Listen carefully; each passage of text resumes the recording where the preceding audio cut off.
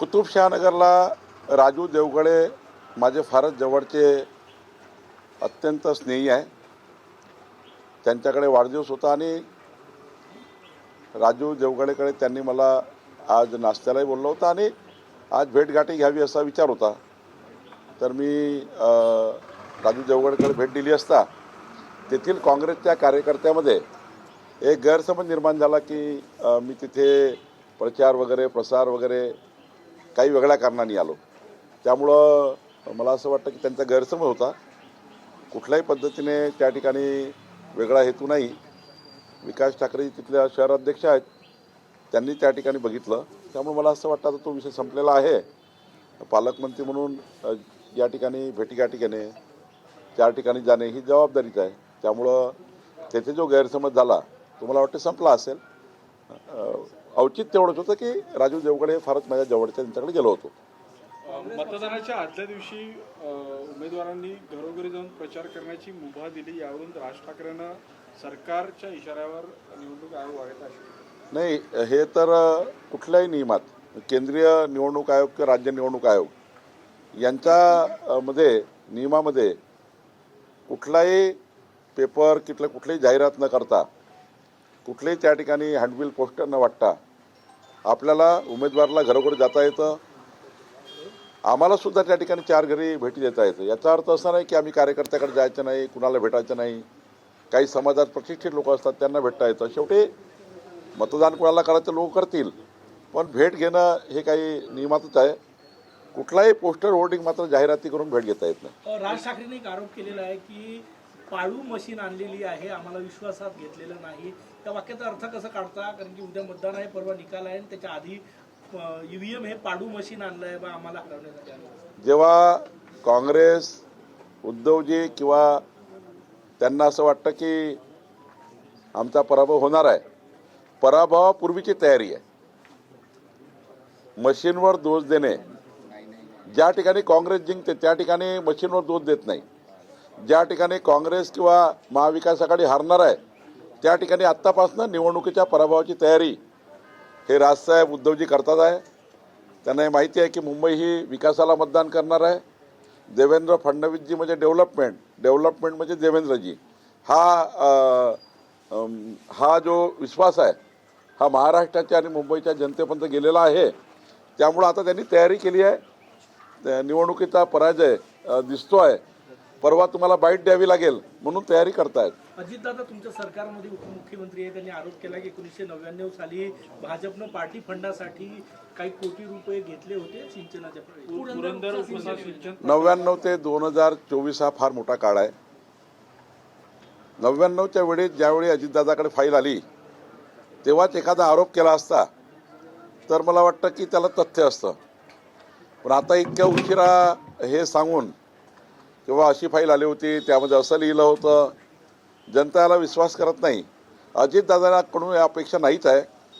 अजितदादाकडनं अशा अपेक्षा नाही आहे जे अजितदादा बोलतात आहे. 99ची केस आहे तर 99मध्येच खुलासा करायला पाहिजे. तेव्हापासनं कितीतरी अधिवेशनं झाले, कितीतरी त्या ठिकाणी आरोप प्रत्यारोप झाले. मग 99 ते 2026 हा काळ सोडून अजितदादा आत्ता थोडा त्या पिंपरी चिंचवड आणि पुण्याच्या निवडणुकीच्या त्या ठिकाणी थोडा मला वाटतं की त्यांना निगेटिव्हिटी दिसत आहे यांच्याबद्दल. त्यांच्या निवडून येण्याच्याबद्दल त्यांना निगेटिव्हिटी वाटत असेल. मला असं वाटतं की अजितदादाकडनं अशा मात्र कुठल्याही अपेक्षा नाही आहे.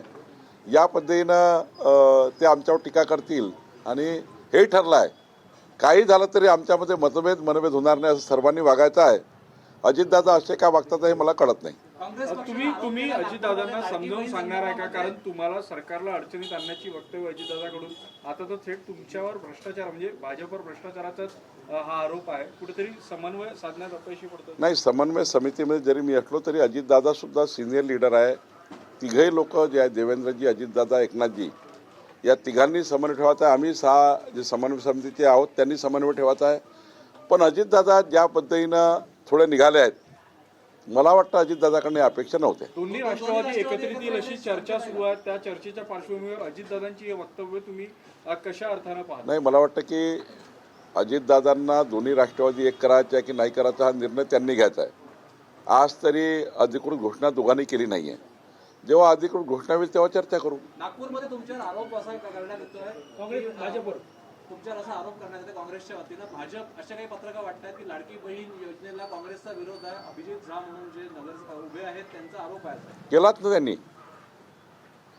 अभिजित झाने चेक केलं पाहिजे की काँग्रेसने पत्र दिलं आहे, अधिकृत पत्र दिलं आहे निवडणूक आयोगाला की मकर संक्रांतीला निवडणूक आयोगाला पत्र दिलं की लाडक्या बहिणीचे पैसे द्यायचे नाही.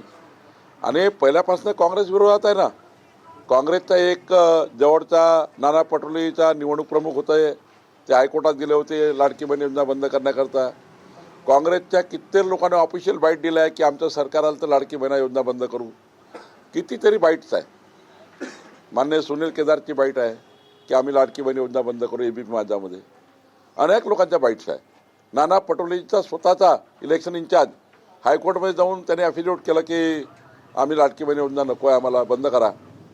आणि आता जर त्यांनी अधिकृत पत्र दिलं आहे ही या योजनेचे पैसे द्यायचे नाही. निवडणुकीपूर्वी मकर संक्रांती होती आज. मकर संक्रांतीला आमच्या लाडक्या बहिणीला आम्ही दिलेच मागचे जुने पैसे, पण लाडक्या बहिणीचे पैसे द्यायचे नाही. हा जो रडीचा डाव काँग्रेस पार्टी खेळतायत, मला वाटतं म्हणून ते पत्र वाटले आहेत. आणि मला वाटतं आमची भूमिका बरोबर आहे की आमच्या ज्या कार्यकर्त्यांनी पत्र वाटलं ते बरोबर आहे. काँग्रेसनी हा नाकारतेपणा केला आहे. लाडक्या बहिणीच्या विरुद्ध काँग्रेसनी त्या ठिकाणी वेळोवेळीच या ठिकाणी आपला लाडक्या बहिणीला विरोध आहे हा त्यांनी आपला कृतीतून दाखवला आहे. लाडक्या बहिणी भाजपकडून भाजपला मतदान करतात विधानसभेप्रमाणे, म्हणून काँग्रेसमधून विरोध होतोय असं वाटतंय? नाही, मला असं वाटतं त्यांच्याकडे अनेक काळ सरकार होते आणि त्यांनी कधी या विषयाला हात घातला नाही. त्यांना हे माहिती आहे की जेव्हा 2.5 कोटी लाडक्या बहिणी भारतीय जनता पार्टी आणि महायुतीच्या मागे उभे राहतील तर आपला कधीच या महाराष्ट्रामध्ये विजयच होऊ शकत नाही. शेतकऱ्यांना विजेचं बिल दिलं, विजेचं बिल माफ केलं. 45 लक्ष शेतकरी आमच्या बाजूने आले. 3,17,00,000 मतं आम्हाला मिळाले. लोकसभेच्या निवडणुकीपेक्षा 78 लाख मतं जास्त मिळाले. त्यामुळं काँग्रेसचे पायाखाली घसरलेले आहे. काँग्रेस पार्टी ही आता विचलित झाली आहे. आणि बरोबर आहे ना, कर्नाटकमध्ये आमची लाडकी बहीण योजना चालू होती, काँग्रेसने बंद केली. त्यामुळे आपल्याला दाखले आहेत महाराष्ट्रात देशामध्ये की जेव्हा जेव्हा लाडक्या बहिणीची योजना चालू झाली तेव्हा तेव्हा काँग्रेसने ती बंद पाडली आहे.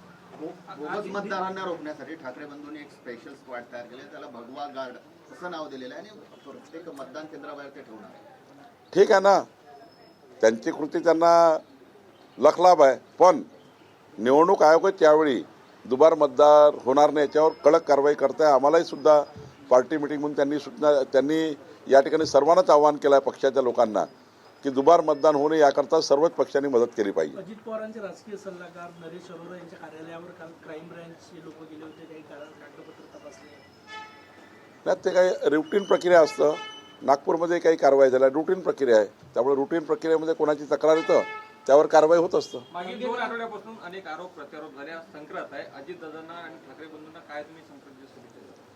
नाही, संक्रांतीच्या या पावन पर्वावर दोघाही उद्धवजी आणि राजसाहेबाला मी शुभेच्छा देतो.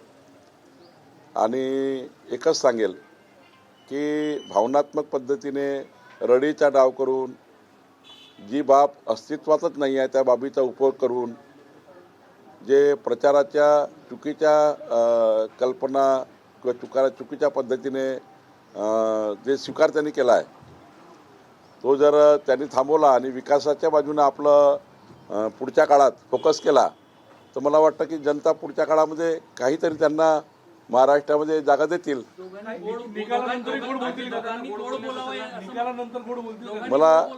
मला वाटत नाही की निकालानंतर त्या ठिकाणी काय फार चांगलं राहील. पण निकाल इतके जोरात आहे की मला विश्वास आहे महाराष्ट्राची जनता 2/3 बहुमताने 51% वर मतं घेऊन भाजपा महायुतीला मतदान करेल. विधानसभेच्या निवडणुकीमध्ये जे ट्रेंड होता तोच ट्रेंड हा महानगरपालिकेच्या निवडणुकीला सुरू राहील आणि येणाऱ्या जिल्हा परिषद निवडणुकीला हाच ट्रेंड राहील. कारण जनते आता काँग्रेसपासून दूर गेलेली आहे, खूप दूर गेली आहे. काँग्रेस आता किंचित होत चालली आहे. आणि राजसाहेब उद्धवजीची जरी एकत्र आले तरी राजसाहेब उद्धवजी हे कुठल्या कारणाने एकत्र आले हे जनतेला आता कळालेलं आहे. पैसे वाटल्याचा आरोप होतोय, तुम्ही काय सांगणार? कारवाई करायला पाहिजे जे पैसे वाटले त्याच्यावर? ज्या ज्या पक्षाचे लोक पैसे वाटतात त्यांच्यावर कडक कारवाई निवडणूक आयोगाने पोलिसांनी केली पाहिजे. सत्तेपासून पैसा, पैशापासून सत्ता हा भूमिका आमची नाही. आणि कुठल्याही परिस्थितीमध्ये पोलिसांनी कडक पहारा देऊन गरज पडली ज्या वस्त्यामध्ये त्या पोलिसांना वाटतं ज्या वस्त्यामध्ये काही गडबड होऊ शकतं त्या वस्त्यामध्ये कडक पहारा लावून पोलिसांनी आणि आयोगाने असा प्रयत्न हाणून पाडला पाहिजे. 2 दिवसाआधी एक जवान शहीद झाला दरेगावामध्ये. त्याचा काही तासांचा चिमुकला आणि त्याच्या आईने ते भेट घेतल्याचा व्हिडिओ होता. सरकार म्हणून तुम्ही त्या परिवाराला काही मदत करणार आहे का तुम्ही? हो, मी ते परवा बघितलं आहे. मी स्वतः ते विचलित झालो की ॲक्सिडेंट झाला आणि ते सैनिक गेले. त्यामुळं त्या परिवाराची आम्ही भेट घेऊन निश्चितपणे शासन त्यांच्या पाठीशी उभं राहील. एक आरोप असा तुमच्यावर होत आहे, रवींद्र धंगेकरांनी एक व्हिडिओ ट्विट केलाय, काही पैसे उधळत आहेत तुमच्या उमेदवारावरती. तो डान्स बार मधला व्हिडिओ आहे, तो आजच्या दिवशी रवींद्र धंगेकरांनी ट्विट केलाय. आता मी तुम्हाला सांगतो की निवडणुकीच्या उद्यापर्यंतच्या मतदानापर्यंत असे खोटे व्हिडिओ तयार करणे, व्हिडिओ काढणे, पहिला निवडणूक लागण्यापूर्वीच काय काढत नाही? आजचा आहे का, कालचा आहे का? हे केव्हा तरी साठवलेले संग्रहित असतात आणि व्हिडिओ ट्विट करतात. त्यामुळे त्यांना शुभेच्छा आहेत धनगेकरला माझ्या अशा व्हिडिओ ट्विट केल्याबद्दल. स्टंटबाजी असं वाटतं, स्टंटबाजी करतात. एक शेवटचा प्रश्न असा आहे, वाशिम मध्ये एक व्हिडिओ पुढे आलेला आहे, कृषी अधिकारी आहे तो शेतकऱ्यांना बुटानं मारतोय शेतकऱ्याला. त्यामुळे त्या संदर्भातही तुम्ही महसूल मंत्री म्हणून काय कारवाई? नाही, गुन्हा दाखल केला पाहिजे, FIR केला पाहिजे आणि तातडीने अशा अधिकारावर कारवाई करायला पाहिजे. मी असं माननीय मंत्री कृषी यांना बोलेल.